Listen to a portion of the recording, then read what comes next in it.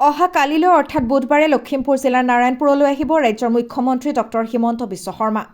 কেইবাটাও গুৰুত্বপূৰ্ণ কাৰ্যসূচী হাতত লৈ মুখ্যমন্ত্ৰীগৰাকী আহিব নাৰায়ণপুৰলৈ। মুখ্যমন্ত্ৰীগৰাকীৰ অনুষ্ঠানকেইটা সফল ৰূপায়ণৰ বাবে মঙলবাৰে সন্ধিয়া বন্তি প্ৰজ্বলন কৰে বিধায়ক ডক্টৰ অমিয় কুমাৰ ভূঞাৰ লগতে কাৰ্যকৰ্তাসকলে।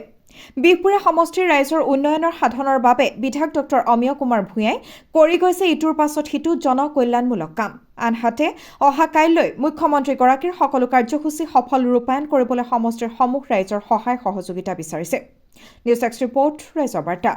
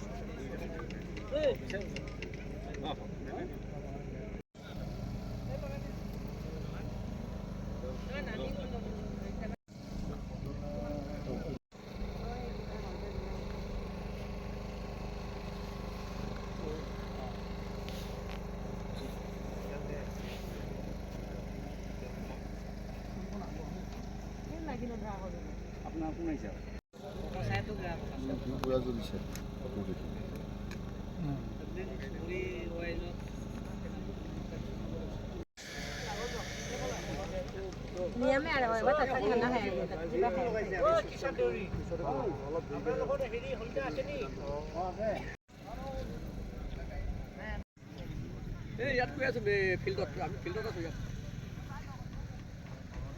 বাকীখিনি হৈ গ'ল ন কেৰাহী এখন চল হ'ল ন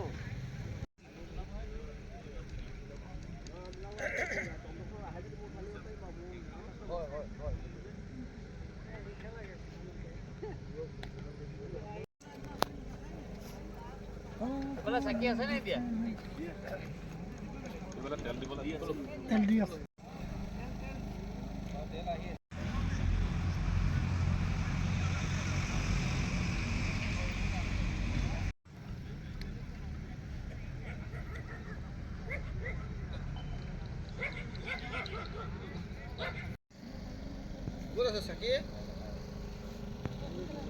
বন্তি জ্বলাইছে কি ক'ব? হয়, এই বৰখামতি পথাৰলৈ অহাকালিলৈ আমাৰ যিহেতু বিকাশৰ বতৰা লৈ পিনি অসমৰ জনপ্ৰিয় কাৰ্যদক্ষ মুখ্যমন্ত্ৰী ডক্টৰ হিমন্ত বিশ্ব শৰ্মা ডাঙৰীয়া আহিব। গতিকে কাইলৈ গোটেই অনুষ্ঠানভাগ যাতে সুন্দৰ হয়, সফল হয়, কোনো বাধা বিঘিনি যাতে নাথাকে তাৰ বাবে ভগৱন্তৰ ওচৰত আমাৰ কাৰ্যকৰ্তাসকলে আজি চাকি বন্তি জ্বলাই প্ৰভুক প্ৰাৰ্থনা জনাইছোঁ। আৰু ৰাইজক কাইলৈ পুৱা 9 বজাতে আহি আসন গ্ৰহণ কৰিবৰ বাবে আকৌ এবাৰ ৰাইজক সেৱা ধৰিছোঁ যাতে 9 বজাতে আহি আসন গ্ৰহণ কৰে। আৰু ইতিমধ্যে আমাৰ সকলো প্ৰস্তুতি সম্পূৰ্ণ হৈ উঠিল আৰু কাইলৈ এটা সুন্দৰ সাংস্কৃতিক সমাৱেশ হ'ব, এটা আধ্যাত্মিক তেনেকুৱা পৰিৱেশৰ মাজেৰে গোটেই এটা সাংস্কৃতিকময় যাত্ৰা বিকাশ যাত্ৰাৰ লগত সংযোজন কৰি বিকাশ যাত্ৰাটো যাতে ৰাইজৰ বিকাশ হয়, আমাৰ ৰাজ্যখনৰ লগতে আমাৰ বিহপুৰীয়া সমষ্টি কেউফালে যাতে বিকাশৰ যাত্ৰা যাতে আমি আগবঢ়াই লৈ যাব পাৰোঁ। আৰু আমাৰ এই বিহপুৰীয়াৰ বিকাশ যাত্ৰাটোৰ লগত আমি বিকাশ আৰু সমন্বয় বুলি কৈছোঁ। আমাৰ এই বৰনাৰায়ণপুৰ বিহপুৰীয়া সমষ্টি বিভিন্ন জাতি জনগোষ্ঠীৰ মিলনভূমি আৰু ইয়াৰ গুৰুৰ ভূমি, আৰু আমি বীৰভূমি কৰিবৰ কাৰণেও ইতিমধ্যে আমি কাম কৰি আছোঁ। অহাকালি মাননীয় মুখ্যমন্ত্ৰী ডক্টৰ হিমন্ত বিশ্ব শৰ্মা ডাঙৰীয়া কৰ কমলে 100খন বিচনাযুক্ত নিৰ্মাণ কাৰ্য আৰম্ভ কৰাৰ লগে লগে পৰৱৰ্তীতে আমি 7 তাৰিখে আমি ৰঙতিত আমাৰ বীৰভূমি হিচাপে বৰ অসম গঢ়া চাওলুং চুকাফাৰ প্ৰতিমূৰ্তি তাৰ শ্ৰদ্ধাঞ্জলি ক্ষেত্ৰও মুকলি কৰিবৰ কাৰণে সাজু হৈ আছোঁ। তাৰ পৰৱৰ্তীত আমি 9 তাৰিখলৈ আমি মহাবীৰ লাচিত বৰফুকনক বিশ্ববীৰ হিচাপে তেওঁক আগবঢ়াবলৈ মাননীয় মুখ্যমন্ত্ৰীয়ে যি প্ৰয়াস চলাইছে আৰু আমাৰ বীৰ হিচাপে বিশ্ববীৰ হিচাপে যাতে আমি শ্ৰদ্ধা জনাবৰ কাৰণে আমাৰ সমষ্টিত তেনেকুৱা ব্যৱস্থা থাকে, লাচিত ক্ষেত্ৰও আমি মুকলি কৰিবৰ কাৰণে ইতিমধ্যে আমি সাজু হৈ উঠিলোঁ।